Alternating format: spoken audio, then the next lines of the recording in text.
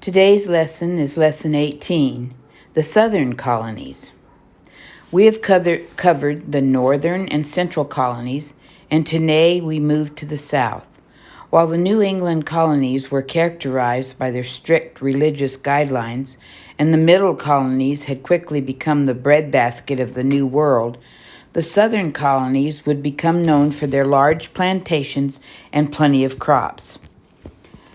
Take a look at the map to discover which colonies were a part of this region and compare them on the atlas or a globe where you live.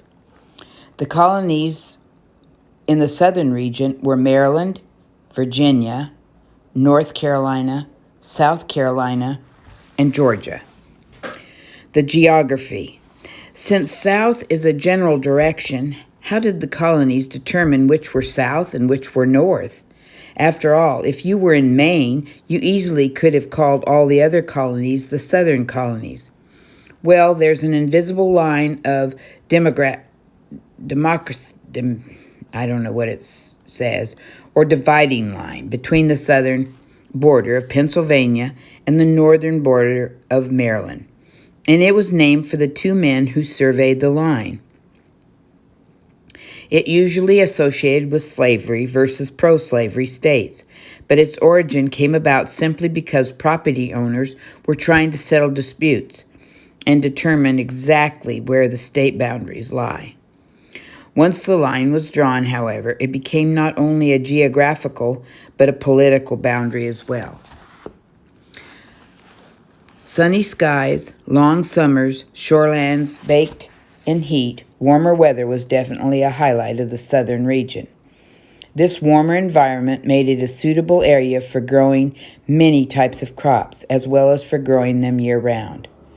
Marked by forests, rolling hills, lakes, and streams, the geography of this region was and is to this day quite beautiful. Like the middle colonies, the soil in the south was fertile. Fertile soil, combined with a warmer climate, provided the perfect environment for farming. This attracted settlers who not only farmed crops to meet the needs of their family, crops like wheat and corn, but those who farmed cash crops, plants that could be sold for a great profit. This type of farming was primarily found in the South, and it influenced the geography, industry, and living conditions of the region. Industry.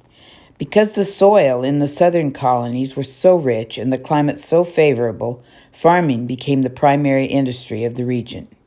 However, unlike the middle colonies, which mainly produced wheat, corn, and other necessities, the southern colonies focused on crops such as tobacco, cotton, indigo, and sugar. These crops sold especially well, and those who sold them made a great deal of money. Do you know who else made a lot of money on crops? England. You see, the colonists had to pay taxes to the British government on everything they sold. So naturally, the British government wanted to see these farmers do well. As the demand for cash crops grew, so did the farms. No longer would a small field, farmhouse, and barn do the trick. Instead, large plantations were built, on which many fields could be harvested at once. These plantations required many people to make them successful. They were owned by the wealthy who would live in a main house on the plantation and worked by slaves. As Christians, we know that all humanity is made in God's image. We cannot talk about plantations without talking about slavery. Unfortunately, they go hand in hand. The Bible tells us in Psalms 103:6, "The Lord works righteousness and justice for all who are oppressed." Slaves suffered at the hands of many men and women, from being loaded like cattle onto ships, to being auctioned off at the highest bidder, to being stripped of all their rights and often terribly abused. They were oppressed. Southern plantations spanned anywhere from 500 to 1,000 acres, which meant large workforces were necessary to work the land. The southern plantation owners solved the problem by engaging in the slave trade. Slaves were transported from Africa on the transatlantic slave route we discussed in Lesson 13. The The British brought slaves to America because, remember, they were making a great deal of money off the plantations in the South where the slaves would work. They were also profiting from the selling of slaves themselves. As Britain made money, they craved more and poured more finances back into growing their colony plantations. As the plantations boomed, the owners' wealth also increased. This was a dark chapter in the American history. Greed had hardened people's hearts and caused them to commit great crimes against their fellow man. Slaves were separated from their families, sold to the highest bidder, and then forced to work long hours performing manual labor in terrible conditions. As the time went on, slaves were stripped of their human rights. The law was changed to allow plantation owners to treat their slaves however they saw fit. Some of these slaves worked for kind owners, while others fell prey to cruel owners. Regardless of the character of the owner, however, no human should ever belong to another human. Years after these colonies were established, when the debate over slavery had grown to an all-out war, known as the American Civil War, there were over 4 million African people slaving away on plantations. Shockingly, it's estimated that only 1/6 of the white population actually owned these slaves.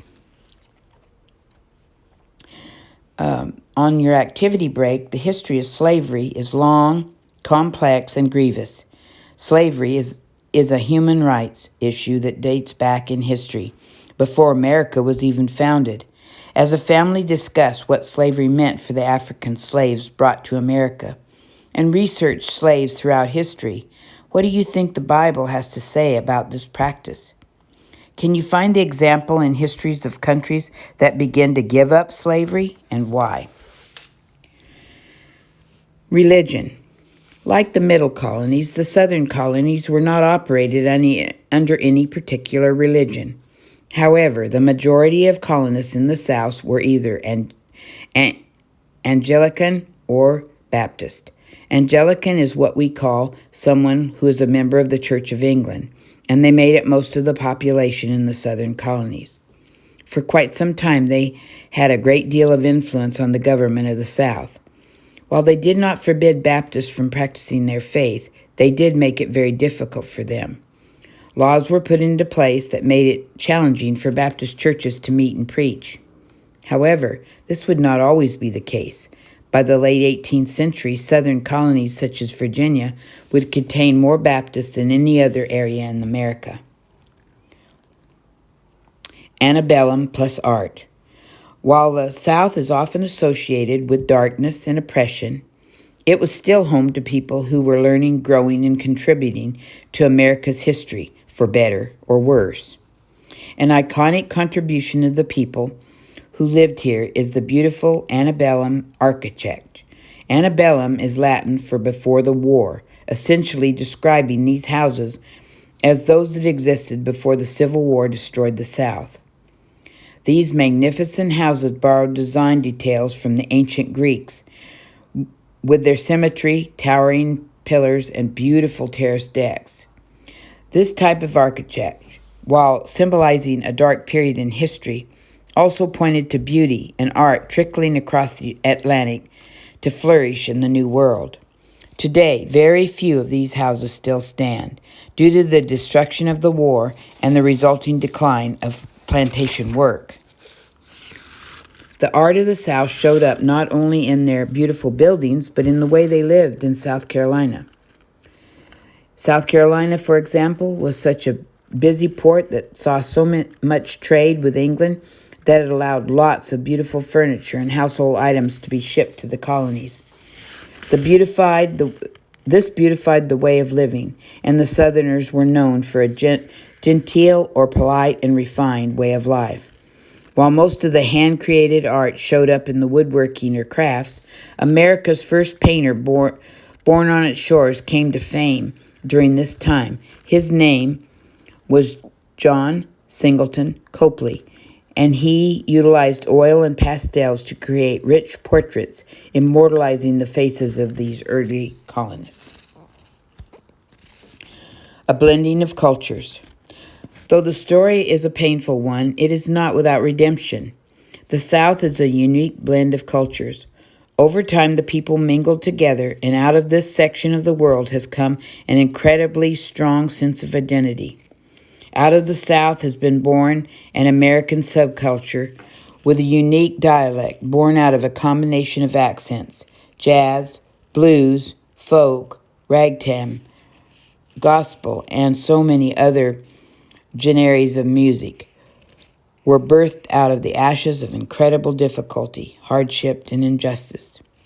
Southern hospitality, Southern food, Southern Baptist, Southern music. Our world has been deeply impacted by this region of the United States, and her stories will never be forgotten. This concludes Lesson 18.